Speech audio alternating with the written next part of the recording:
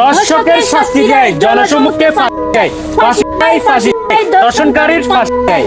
এমন একটা দেশে বাস করে দিন দিন দর্শকের সংখ্যা বেড়ে চলেছে। দর্শকরা এত সাহস পায় কই? আসলে সাহসটা পাবে না কেন?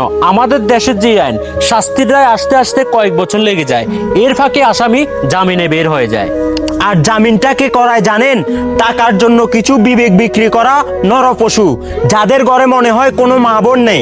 তা না হলে একজন দর্শনকারীর পাশে আইনজীবীরা দাঁড়ানোর সাহস কিভাবে পায়? দর্শকের শাস্তি দেয়, জনসম্মুখে ফাঁসি দেয়, ফাঁসি দেয়, ফাঁসি দেয়, দর্শনকারীর ফাঁসি দেয়। প্রিয় বন্ধুরা, আমরা চাই একজন দর্শনকারী যখন তার নিজ মুখে অপরাধ স্বীকার করে, ঠিক তখনই তার ফাঁসিটাই জনসম্মুখে কার্যকর করা। এতে আরেকজন ব্যক্তি এই জঘন্য অপরাধ করার কখনো সাহস পাবে না। তাই সবাই মিলে আওয়াজ তুলুন, ভিডিওটি শেয়ার করুন।